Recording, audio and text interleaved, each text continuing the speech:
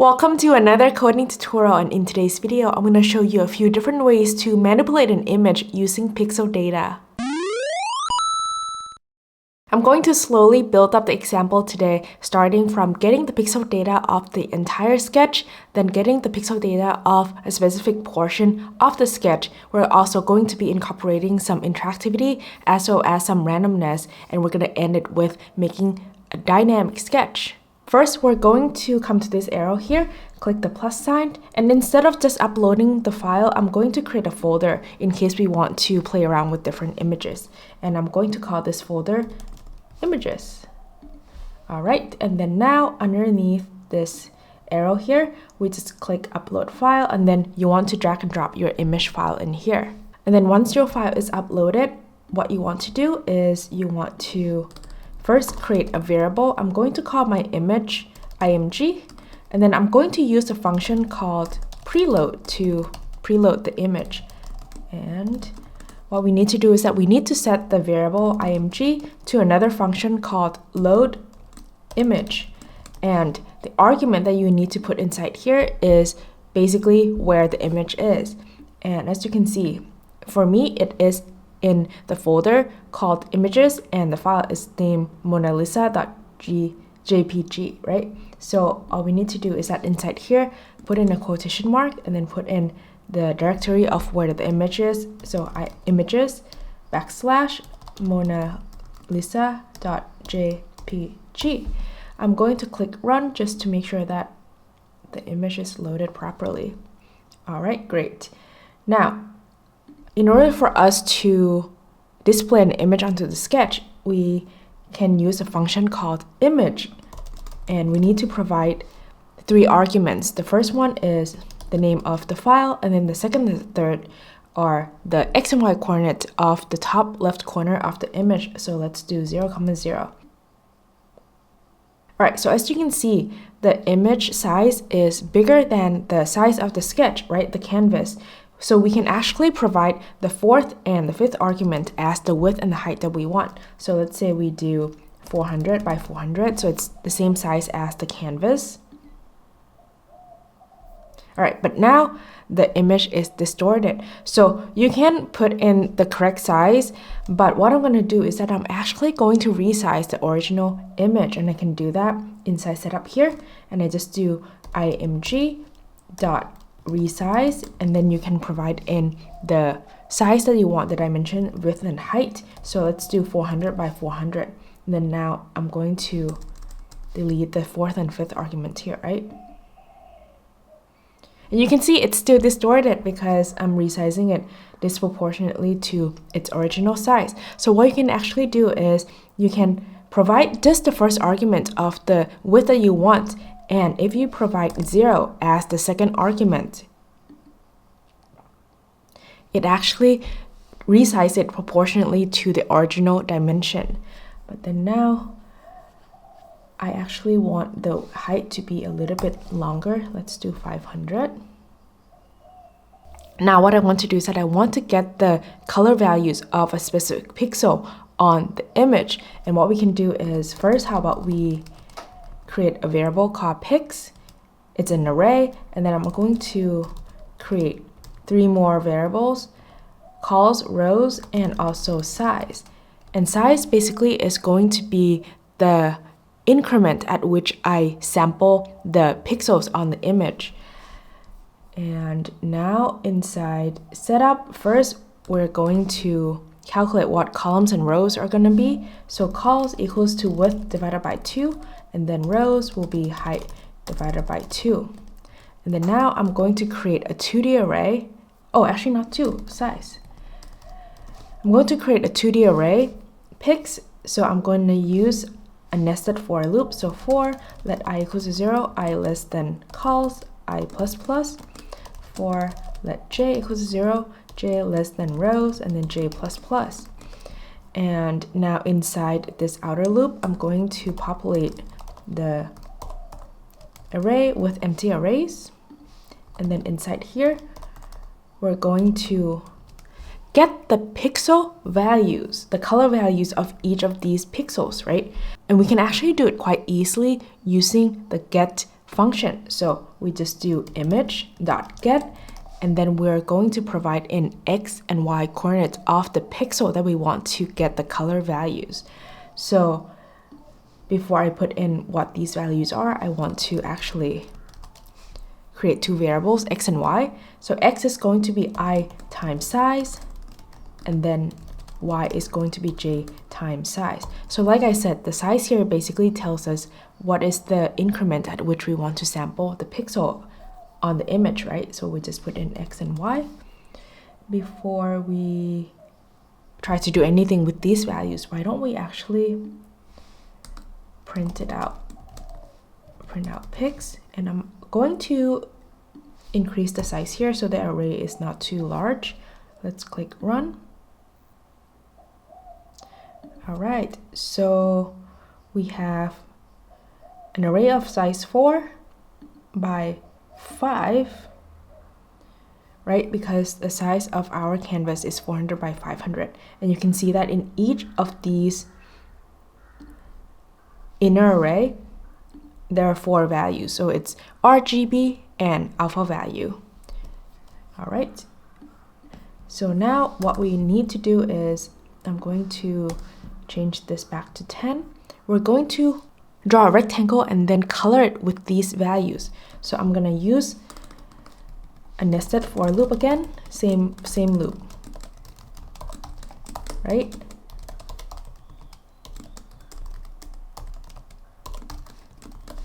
And then why don't we start by drawing out the grid? So I'm going to use the rect function to draw it, and the rect function takes in a total of 4 arguments. The first 2 are the x and y coordinates of the top left corner of the rectangle. So it is going to be what? It's going to be basically the same thing,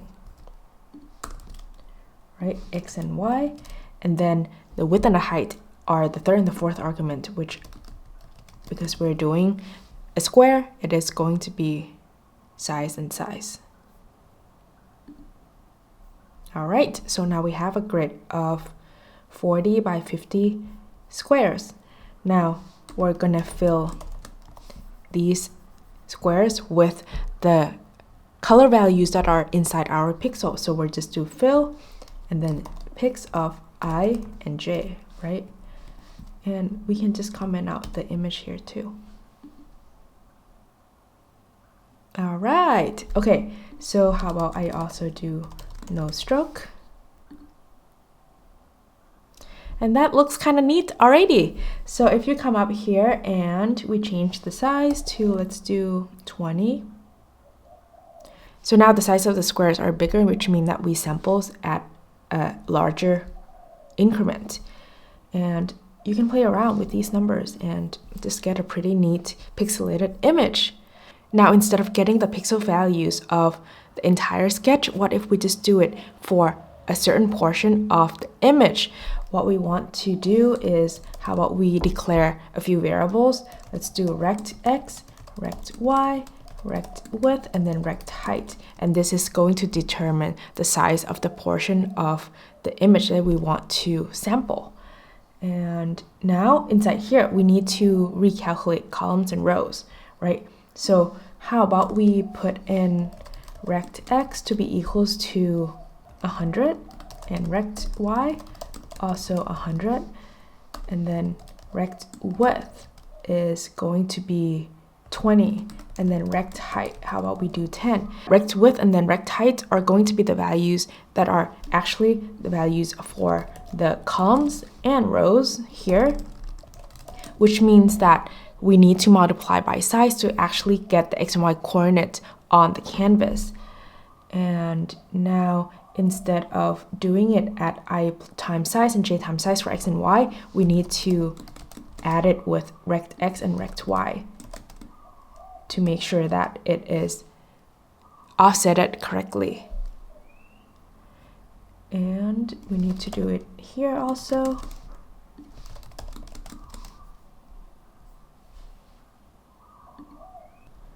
All right. And now we basically just hard-coded these numbers, right? So what if we incorporate a little bit of interactivity into this? So what I'm going to do is I'm going to write a function called mouse press. You might be familiar with this already, but basically mouse press is called whenever we press a mouse, right? So we can set the initialized values here, but every time we call mouse press, we're going to, how about, randomize the x and y value to be between 0 and then width, but we need to also make sure that we don't want it to overflow outside of the canvas, right? So we subtract it by rect width, and then same thing here, random 0 height, and then rect height.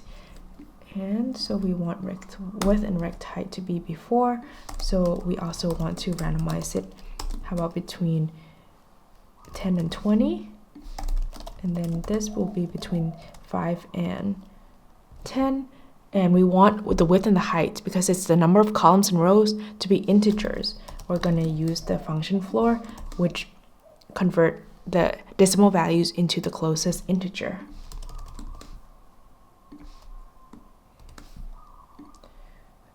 All right, and now we also want to put this function inside here where we get the color values of the pixels, right? Let's try it.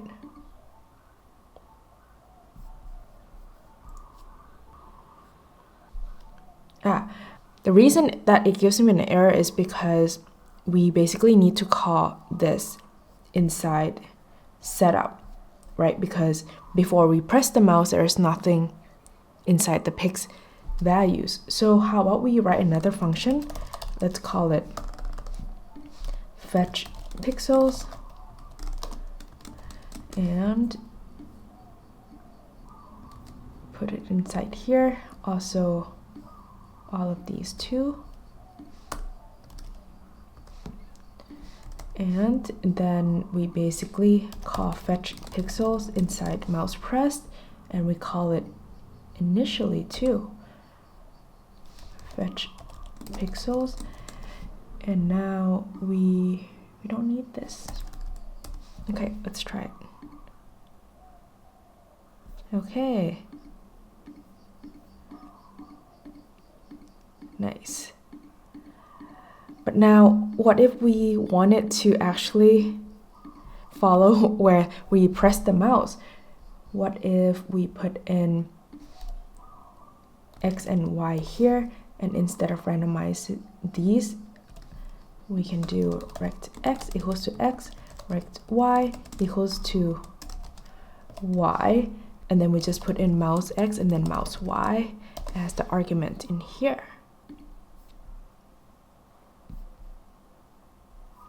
Oh, and we need to provide, how about we start with 0, 0. All right, so now it just follows where we press the mouse. And you can play around with the dimensions, right? Right now, I have it randomized at this particular size, but this is pretty fun already. And what if I uncomment this image? That's pretty neat too. Instead of having the background image to be in color, what if we change it to grayscale? So we can use the method called filter and put in an argument gray. But the issue with this is now we're basically sampling or getting the color values data from this new grayscale image.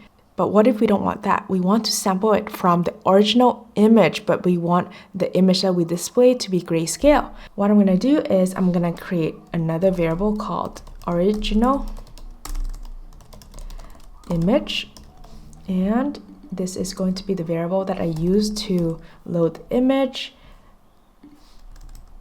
and resize, right? But the new image here is going to be a copy of my original image. And we're going to use a function called createImage, which basically create a new image object. So let's try that. So img will be equals to createImage. And the two arguments that we need to provide are the width and the height. So let's do the same size, so 400 by 500.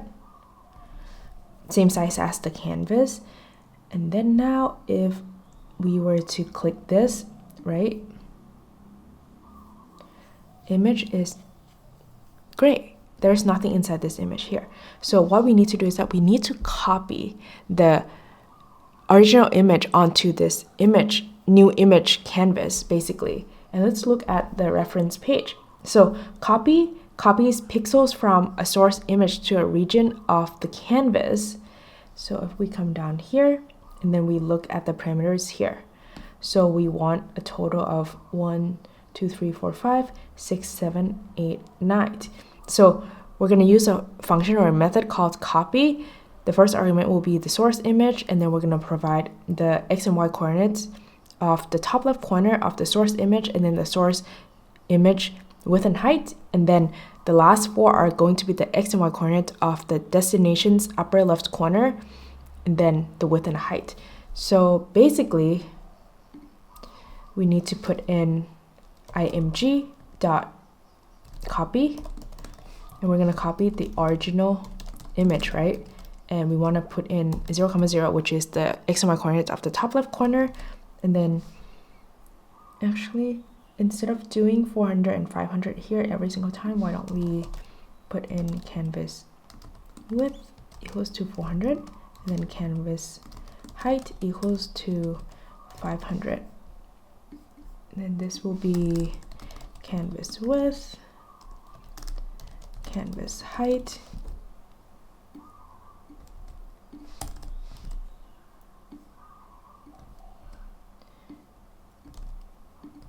all right, and then we're gonna put in the same dimension, right, in the image canvas that we just created. Okay, so if I click run now, we should see it.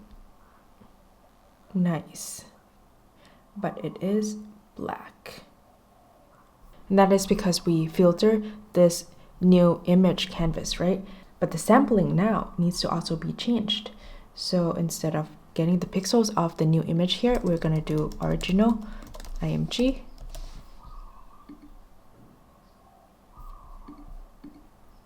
All right, okay.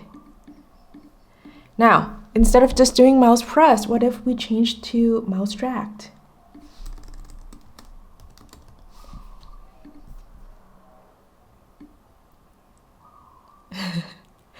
It looks pretty cool too, but as you can see, it is being sampled every single frame, which makes the pixel values a little bit chaotic.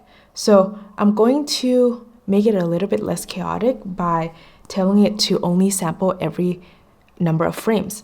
So let's create another variable called update interval. I'm going to set it to, how about let's do 10, and then inside here, fetch pixels.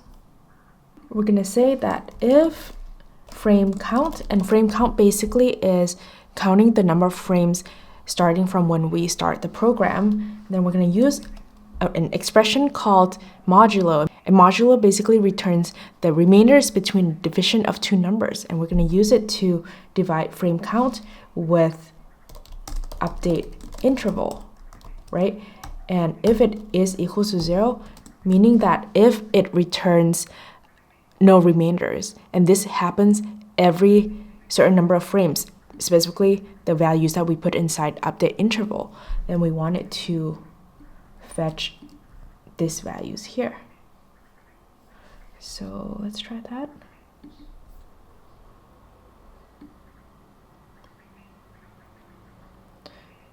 All right, but now something is a little bit wrong, because now it is fetching the pixels every number of frames, but then now it doesn't follow my mouse as responsive as I would like it to. So what if we set rect x to be equals to mouse x outside of this conditional statement, and rect y to be equals to mouse y, and let's try it. All right, it did fix the issue. Now, instead of having it interact with the mouse, what if we have it just bouncing around the canvas? So we need to introduce some velocity. So let's start by creating those variables. So let's do velocity x and then velocity y. And now I'm going to actually comment out the mouse drag function first. And then inside setup, we're going to set velocity x and y as random velocity values. So let's do it here. So velocity x will be equals to a random value between, how about -2 and 2. You can change this to be the speed that you want. Same as y, random -2 and 2. And inside draw, now we need to update the location, right, of x and y. So rect x will be incrementing by velocity x, and rect y will be incrementing by velocity y. So if I just click run now, oh, actually, we also need to do this fetch data, right? Fetch pixels. Let's see if I already, no, I need to also initialize rect x and y. So how about we just do a random value between 0 and let's do 100, and y, let's do, actually let's do a little bit up top. So let's do 0 and 10. Okay. Oh, it's not moving like I want it to move. So it still has this mouse x and mouse y. What we need to do is now, instead of this, we can delete these parameters because rect x and rect y's are already its own variables here, right? And also, I know that I have been setting rect w and rect h here as something, and then I basically just set cols and rows as those values. So you can actually replace cols and rows here as rect width and rect height. So actually, why don't I do that? Rect width and rect height. And so we can delete these. And same thing here will be rect width and rect height. Let's see, is that everything? Let's just try it.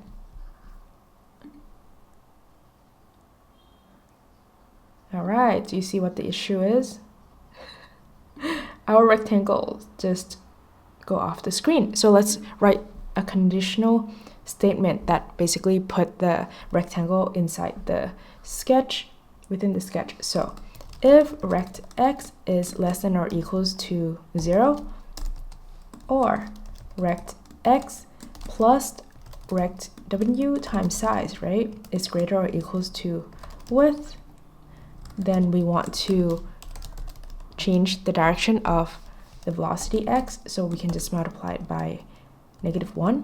And then we also want to make sure that we constrain the rect x value within the 0 and width dimension. So let's do rect x equals to the function constraint. We're going to constrain what? We're going to constrain rect x between 0 and width, but also minus rect width times size, right? And same thing for y side. So rect y is less than or equals to 0, or rect y is plus rect h times size is greater or equals to height. Then we're gonna switch the direction of the velocity and constrain it. constrain rect y between 0 and height minus rect h times size. Okay, let's see.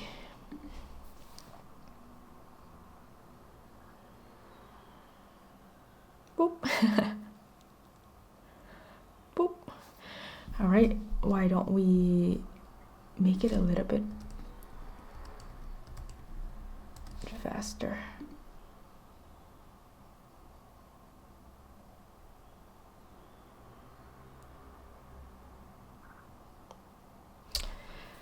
And there you go. Still seems kind of slow. Actually, let's do speed and speed here, and then we can change the values quickly. Let's do 10.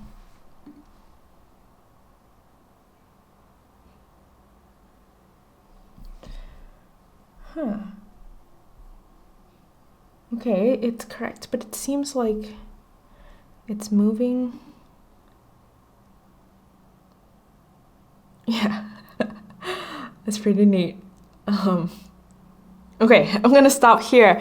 I feel like there's just a lot that you can play around with already with these techniques that I show you today. I want to do a lot more of these image manipulation type videos. I have a lot of ideas, and if you have any, make sure to send them my way. But for now, give this one a try.